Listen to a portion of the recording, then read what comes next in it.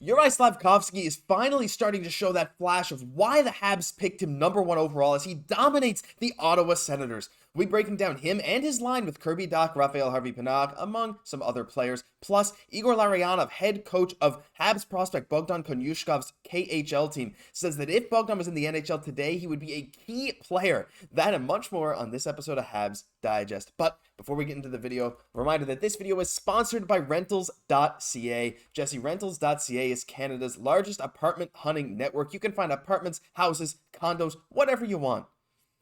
Across the country, coast to coast, everywhere in Canada, whether it's Montreal, whether it's Toronto, Ottawa, Rentals.ca has you covered.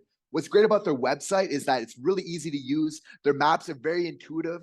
As you see, you can look for listings in the area, in the city of your choice, and find great apartments and rentals right there. Yeah, for sure. And as you guys know, if you've watched these videos with rental sponsorships before, I've used Rentals.ca. It's what helped me find this apartment I'm living in. And yeah, fantastic website, clean, easy to use. The maps are perfect. I could find a spot near my work, something that worked perfectly for me. And you guys have probably seen their billboards up everywhere because they're in pretty much every major city. You see these big blue Rentals.ca billboards. They're all over the country. They support us, and if you want to support us, or you're just looking for your next home, apartment, whatever you want, Rentals.ca has you covered. Click the link down below. Jesse, let's dive into Bogdan Konyushkov, and his coach Igor Larionov says he would be a key player in the NHL if he was to come over today. Now, I want to preface this by saying it's kind of crazy that we're hearing a KHL coach say these things about a guy who probably has aspirations, well, we'll talk about that in a second, to play in the NHL, but here was a bit of the quote in French. It says, in his opinion, if I sent him over today, he would be a key player for Montreal, right? He knows the team, knows the players, he's seen a few matches, and Bogdan, just his thirst, his desire to be the best player, his work ethic would really make him a good player. He said, what's for certain is that he'll become one of the best defensemen in the KHL, and for the NHL, he would be able to play this year. He'd be that good. I mean, we've heard, this Bogdan stuff is coming almost out of nowhere. I remember we did, a little bit of a video, hey, maybe you don't know about this guy. He's pretty solid, but Jesse, he has, just blown our expectations out of the water this year. He had another 25-minute game, I think, just today or yesterday. I mean, it's just crazy, especially his coach saying this stuff. Yeah, Bogdaddy getting big praise from a former NHL star in Igor Larionov, turned legendary KHL coach. This is somebody who really knows the game, has a very high hockey IQ during his time. So these are big words coming from him. And you're almost feeling like looking at Bogdan, how he's playing so far, like maybe he should have been like a second round draft pick after all.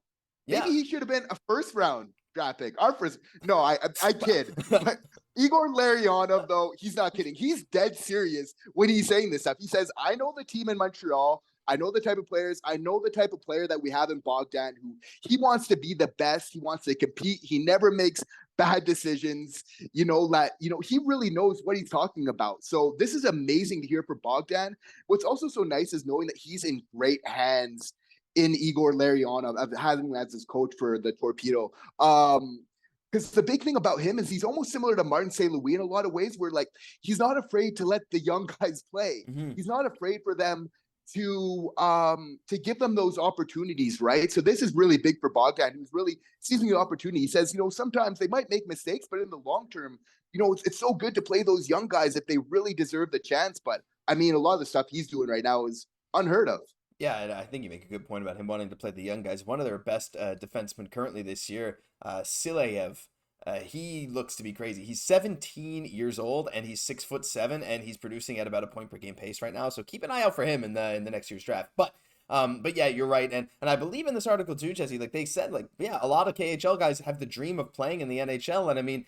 Look, I don't want to say anything certain, but all signs seem to be pointing to Bogdan eventually coming over to the Habs right as their contention window is opening. And couldn't be more excited. The praises are being sung from the rafters, and this guy could be very special.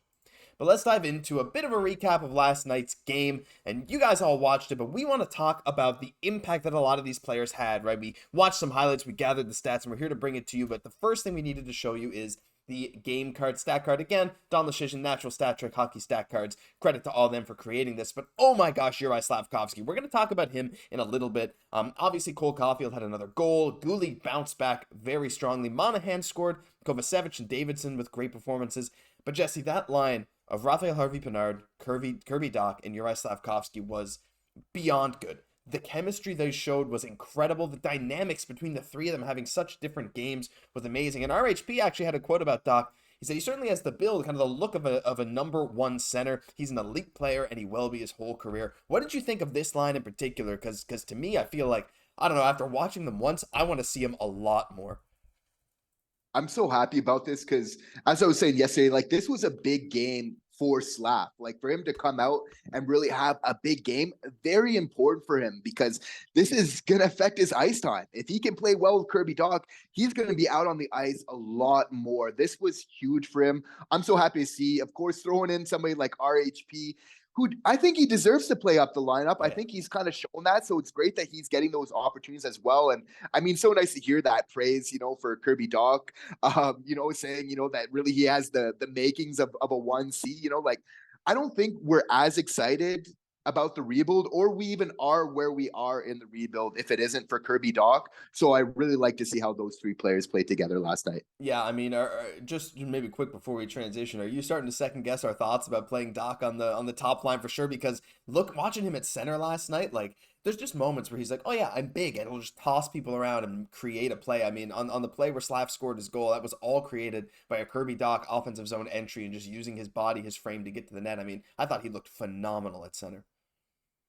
Yeah, Slaf is the X factor in all this. If you're able to really activate his game, X factor Slaf. That's right. Like basically, it's worth it to have him playing with Dach in that case. And of course, it's better for the team overall. It's really going to be a work in progress. But again, if we're able to form those good duos, and then from there we can kind of build those trios. I'm really happy with that because we're really having the makings of being a lot deeper team this year. We at least three very solid lines, which I think right there is going to translate to some pretty good hockey. Yeah, 100%. So I mean, look, we saw some great depth in these last 2 games from Montreal. Of course, Mike Matheson, quick note on him.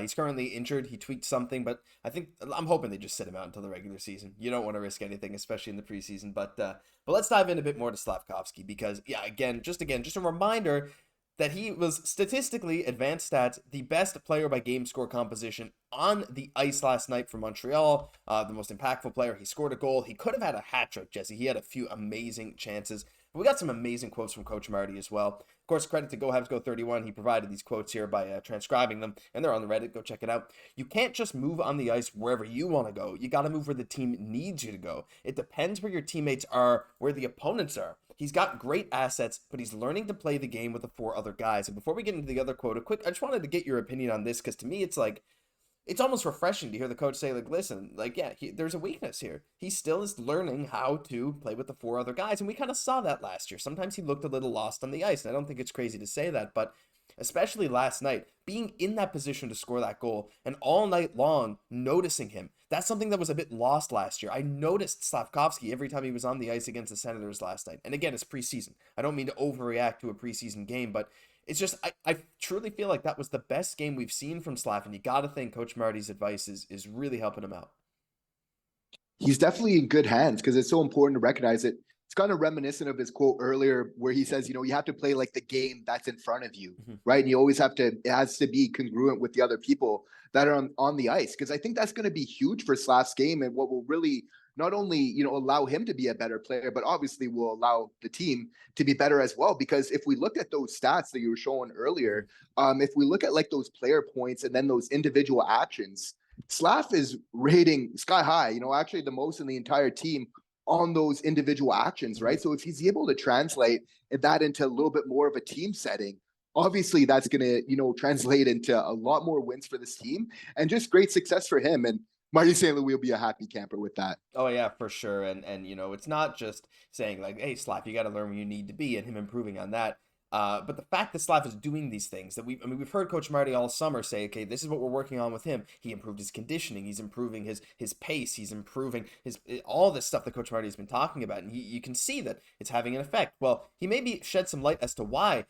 Coach Marty said that Slav is very engaged when we have discussions about his game and what I'm trying to say. It's not a monologue. It's not a dictatorship. Like, Coach Marty's not just screaming at him to do these things. It's a conversation. It's a dialogue. Slav is telling him, oh, I see. What about this? You're playing catch. You throw him the ball and they throw it back. And hearing that again about Slafkovsky just speaks to his maturity, something that's been a common theme. I mean, for a guy 18, 19 years old now, Right, like 19 years old.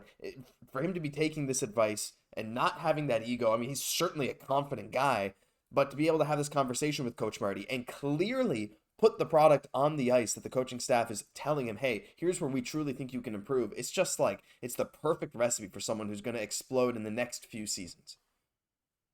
And really showing why they drafted him. You know, we have specific attributes we're going for, having a good, good attitude, but then also having that fire. Because, after seeing him score that goal last night, you just kind of see that little face. It's like, yeah, Slaf has got that fire. He's got that desire to win, to that willingness to improve on himself, which, as we saw even from this last year's draft, which is so important to our Habs management when we're getting a look behind the scenes. So we definitely see why they wanted a player like this, which makes sense. You want a player that wants to win, at the end of the day. That's what it's all about. And Slaf is just that type of player. He's not somebody that doesn't care about the game. It's never going to be for lack of effort or anything that he has a bad game. He's just figuring it out. He's going to know how to best apply himself. And I think we'll see a great trajectory from there. Yeah, for sure. And after his first goal of the preseason this year, certainly less of a celebration than his few goals that he scored last year. He learned to okay, I got to chill. This is just step one, right? And he knows it too. But yeah, I mean, again, just like we're not going to overreact to one preseason game. In the grand scheme of things, it doesn't mean much, but it is nice to truly say he looked the best I think he ever has. He's taken all the advice the coaching staff is giving him. He's improving on the little things that we wanted to see him improve on, and we hope that stays a trend for all this year. And if it does, I think we might be in for a nice season. But that'll do it for this edition episode. I couldn't decide, so I kind of stumbled over my words of Habs Digest. If you enjoyed, leave a like, comment, subscribe to the channel. We're on the road to 10,000 subs. We are so close to 8,000. So if you're watching at this point in the video and you haven't hit that button, check, see if you have. And if you haven't, click it now. You won't regret it. I'm Josh Gosse, my co-host Jesse Poirier. We'll catch you in the next one.